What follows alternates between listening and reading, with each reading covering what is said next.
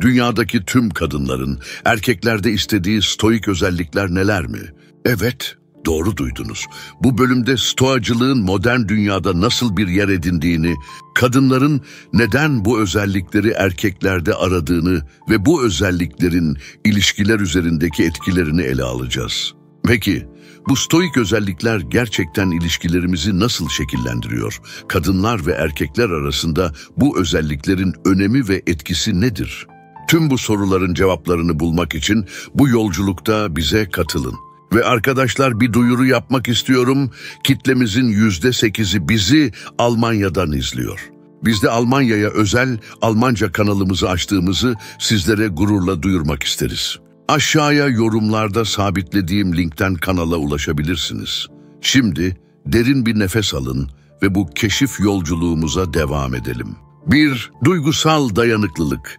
Bir kişinin yaşamın zorluklarıyla başa çıkma kapasitesini ve zor zamanlarda sakin, mantıklı ve pozitif kalmaya devam etme yeteneğini ifade eder.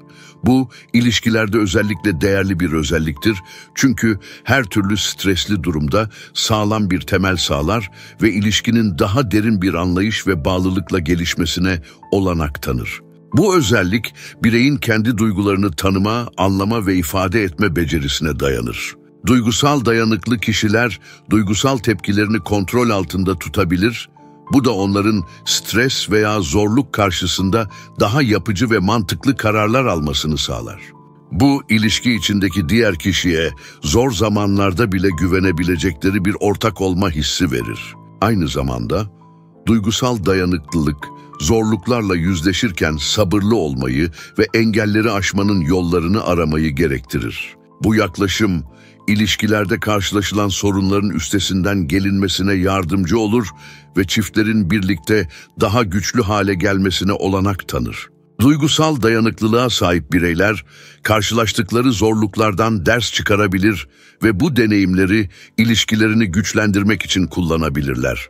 Duygusal dayanıklılık ayrıca bireyin yaşadığı zorluklar karşısında esnek olmasını da sağlar. Esneklik, beklenmedik değişikliklere ve zorluklara uyum sağlama yeteneğidir ve duygusal dayanıklılığın önemli bir parçasıdır. Duygusal olarak dayanıklı kişiler, değişen koşullara hızlı bir şekilde uyum sağlayabilir ve olumsuz durumları olumlu fırsatlara çevirebilirler. Son olarak, duygusal dayanıklılık, ilişkilerde derin bir empati ve anlayış oluşturur. Kendi duygularını yönetebilen ve başkalarının duygusal durumlarını anlayabilen bireyler, ilişkilerde daha sağlıklı ve anlamlı bağlantılar kurabilirler. Bu, çiftler arasında karşılıklı saygı ve sevginin pekişmesine ve ilişkinin uzun vadede sağlıklı ve mutlu bir şekilde sürdürülmesine katkıda bulunur.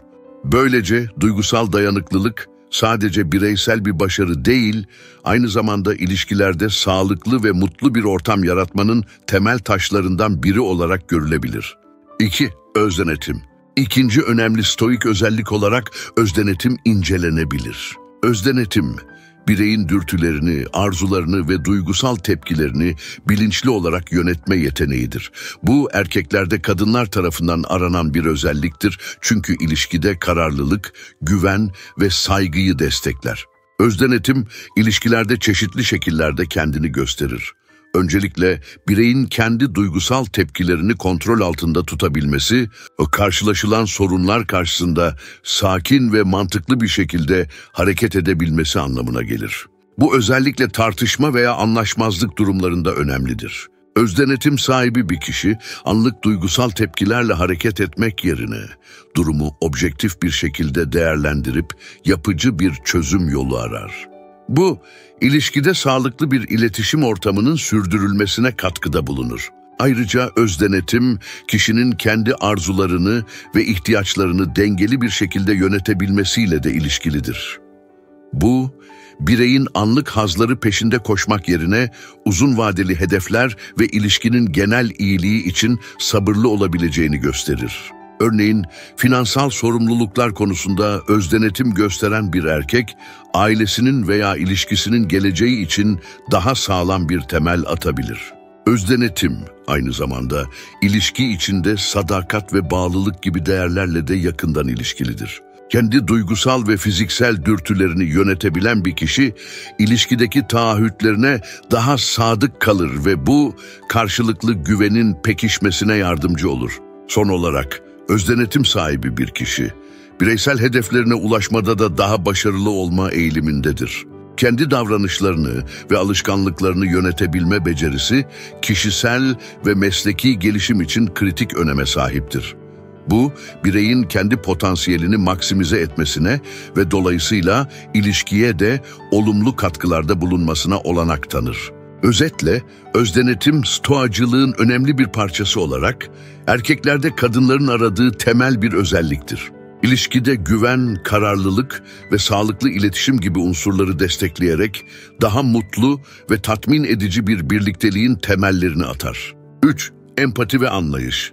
Empati ve anlayış, ilişkilerde önemli bir yere sahip olan, birbirleriyle yakından ilişkili iki stoik özelliktir.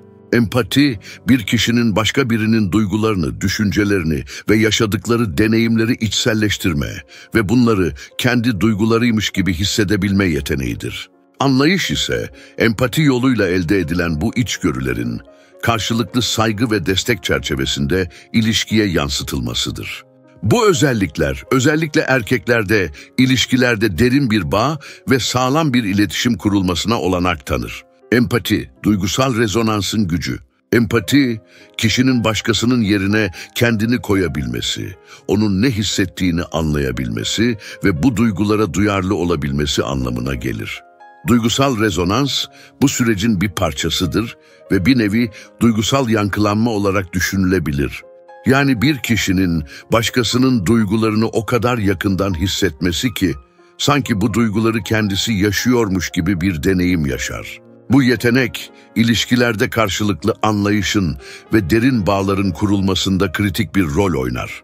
Empatinin gücü, kişiye partnerinin duygusal ihtiyaçlarını daha iyi anlama ve bu ihtiyaçlara uygun şekilde yanıt verme olanağı sağlar.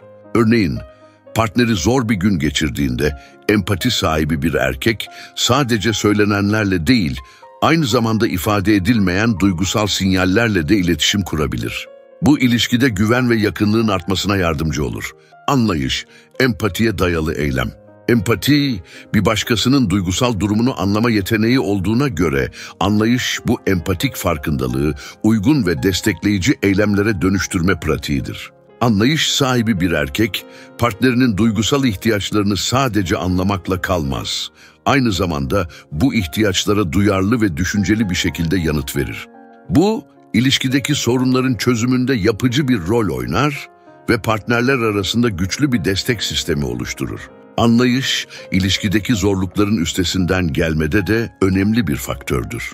Karşılaşılan zorluklar ve anlaşmazlıklar karşısında empatik bir bakış açısı ve anlayışla hareket etmek, çözüm odaklı ve birleştirici bir yaklaşımı teşvik eder. Bu, ilişkideki bağları güçlendirir ve çiftlerin birbirlerine daha derin bir bağlılık geliştirmelerine olanak tanır.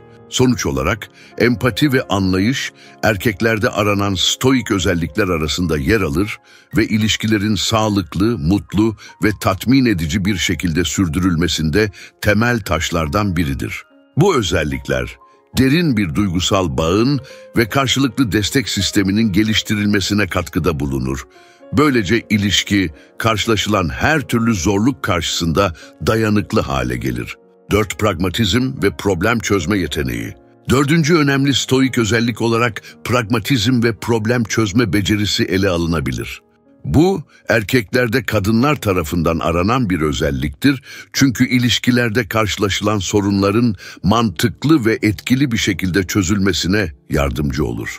Pragmatizm, gerçekçi ve uygulanabilir çözümler üretme eğilimidir. Problem çözme becerisi ise bu çözümleri uygulama kapasitesidir. Bu iki özellik bir araya geldiğinde ilişki içerisinde karşılaşılan zorluklarla başa çıkma ve bunları aşma konusunda güçlü bir temel oluştururlar. Pragmatizm, ilişkilerde karşılaşılan sorunlara objektif bir bakış açısı getirir. Bu, duygusal tepkilerin olayların gerçek doğasını bulanıklaştırmasına izin vermeden, durumu olduğu gibi değerlendirme yeteneğini ifade eder. Pragmatik bir erkek, sorunları abartmadan veya küçümsemeden, onları gerçekçi bir şekilde ele alır ve çözüm yolları arar. Bu yaklaşım, ilişkideki diğer tarafında mantıklı ve yapıcı bir şekilde katkıda bulunmasını teşvik eder. Böylece her iki tarafta çözüm sürecine aktif olarak katılır. Problem çözme becerisi ise, karşılaşılan sorunlara yaratıcı ve etkili çözümler bulma yeteneğidir. Bu, bir erkeğin karşılaşılan zorlukları analiz etme, çeşitli çözüm yollarını değerlendirme ve en uygun çözümü seçme kapasitesini içerir. Problem çözme sürecinde iletişim ve işbirliği önemli rol oynar. Çünkü etkili bir çözüm genellikle her iki tarafın da ihtiyaçlarını ve beklentilerini dikkate almayı gerektirir. Problem çözme becerisi sahibi bir erkek, ilişkideki zorlukları fırsata dönüştürebilir ve bu süreçten çift olarak daha güçlü çıkılmasını sağlar.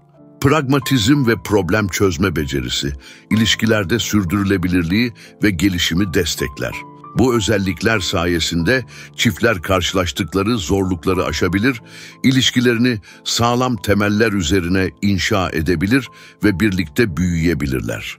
Bu, özellikle uzun vadeli ilişkilerde karşılaşılan sorunların üstesinden gelmek ve ilişkiyi sürekli olarak iyileştirmek için önemlidir. Sonuç olarak, pragmatizm ve problem çözme becerisi, stoacılığın sağladığı önemli yönlerden ikisidir ve erkeklerde aranan kritik özellikler arasında yer alır. Bu özellikler, ilişkilerde sağlıklı bir dinamik oluşturulmasına, karşılıklı saygı ve anlayışın pekiştirilmesine ve karşılaşılan her türlü zorluğun üstesinden gelinmesine katkıda bulunur. Bu özellikler, ilişkilerde sağlıklı bir dinamik oluşturulmasına, karşılıklı saygı ve anlayışın pekiştirilmesine ve karşılaşılan her türlü zorluğun üstesinden gelinmesine katkıda bulunur. 5. Adalet duygusu. Adalet duygusu, bireyin içinde yaşadığı toplumun temel değerlerini ve etik normlarını içselleştirmiş olmasını ve bu değerlere göre hareket etme eğilimini ifade eder.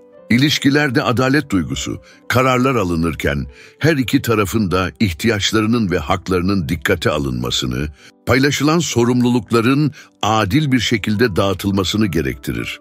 Bu, çiftler arasında derin bir saygı ve güven ilişkisi kurulmasına yardımcı olur.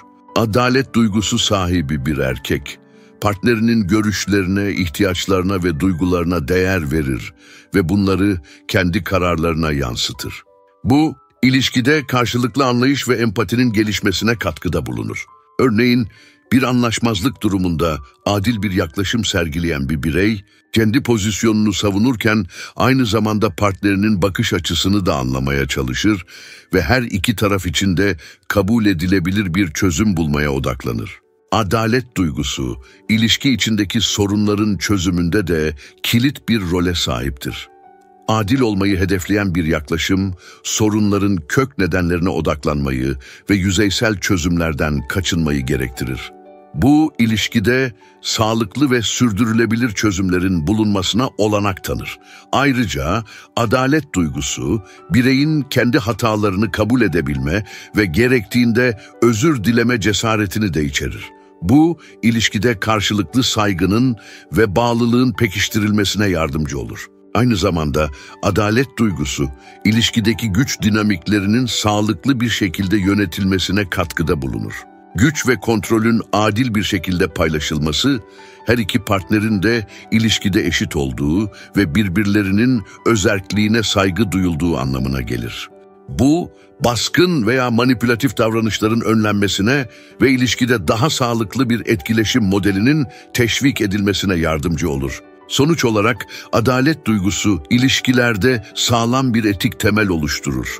Bu özellik erkeklerde kadınlar tarafından aranan temel nitelikler arasında yer alır çünkü adil bir yaklaşım ilişkide güven, saygı ve sevginin gelişimine katkıda bulunur ve çiftler arasında daha derin ve anlamlı bir bağın kurulmasına olanak tanır. Adalet duygusu ilişkinin sadece mevcut durumunu değil, gelecekteki potansiyelini de güçlendirir ve her iki taraf için de tatmin edici ve sürdürülebilir bir ilişki dinamiği yaratır. 6. Kararlılık ve uzun vadeli düşünme.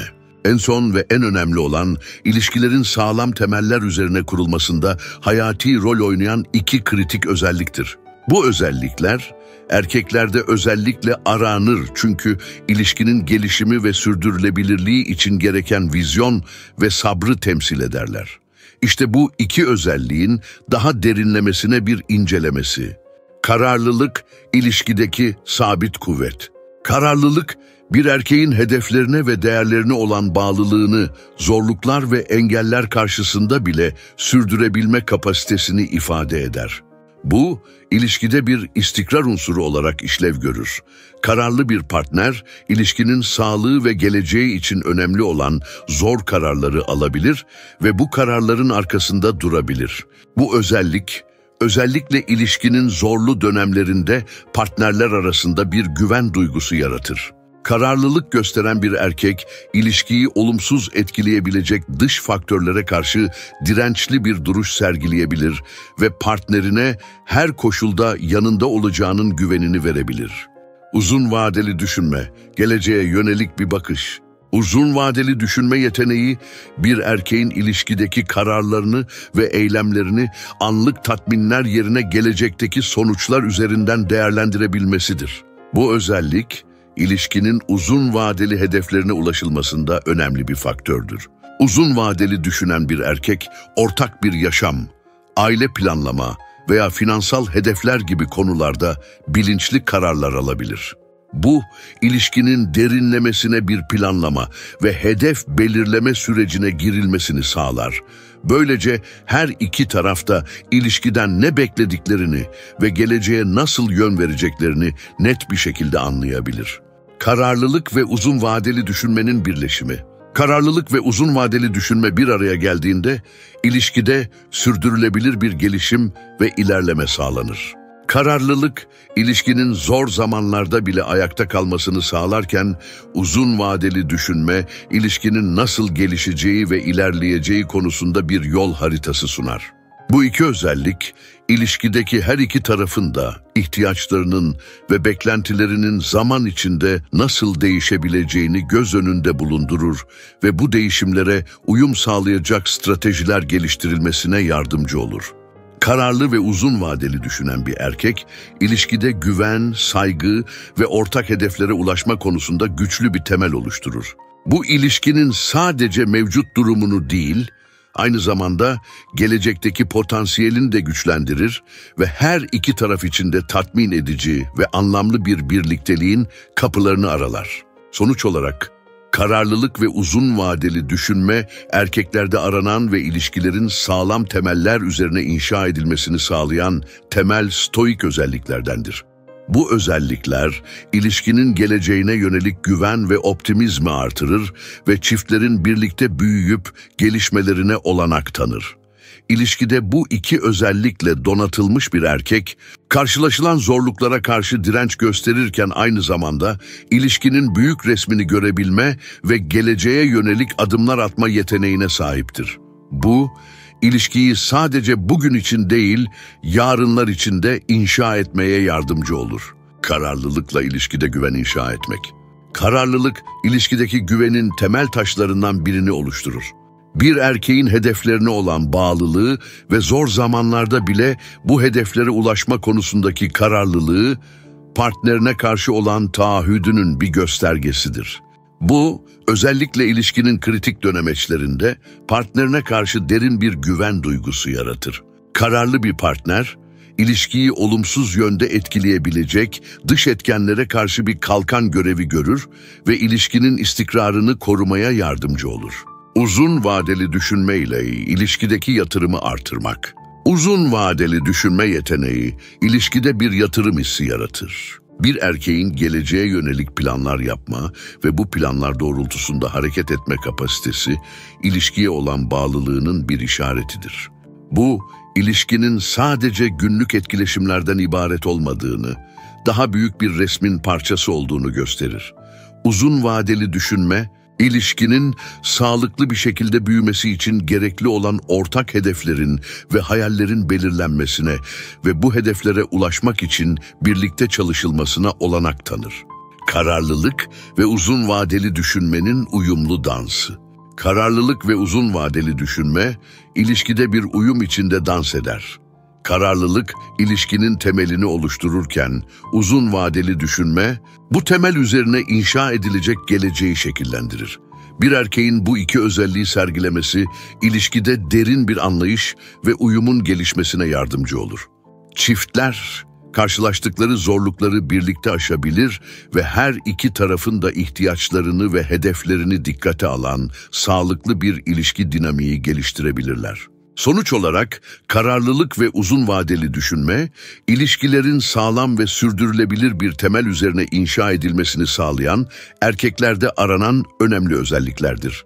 Bu özellikler ilişkiye derin bir katkı sağlar ve çiftlerin birlikte sağlıklı, mutlu ve tatmin edici bir gelecek kurmalarına olanak tanır. Ve böylece stoacılığın derinliklerine daldığımız ve erkeklerde aranan bu temel özellikleri, duygusal dayanıklılık, özdenetim, empati ve anlayış, pragmatizm ve problem çözme becerisi, bağımsızlık ve kendi kendine yeterlilik, adalet duygusu, kararlılık ve uzun vadeli düşünme, detaylıca incelediğimiz bu yolculuğumuzun sonuna geldik. Umarım bu bölüm ilişkilerde aradığımız değerler ve birbirimize nasıl daha iyi partner olabileceğimiz hakkında düşünmenize yardımcı olmuştur. Bu özelliklerin her biri sadece stoacı bir bakış açısıyla değil, aynı zamanda sağlıklı ve mutlu ilişkiler kurmanın temeli olarak da önem taşıyor. Karşılıklı saygı, anlayış ve destek, ilişkilerimizi güçlendiren ve bizi birbirimize daha da yakınlaştıran değerlerdir. Eğer bu bölümü faydalı buldunuz ve daha fazlasını keşfetmek istiyorsanız, lütfen kanalımıza abone olun ve bildirim zilini tıklayın. Böylece bir sonraki bölümümüzde sizlerle yine birlikte olabiliriz. Yorumlarınızı bekliyoruz. Hangi konuları işlememizi istersiniz? Düşüncelerinizi paylaşın. Sağlık, sevgi ve anlayışla dolu günler dilerim. Bir sonraki bölümde görüşmek üzere. Hoşça kalın.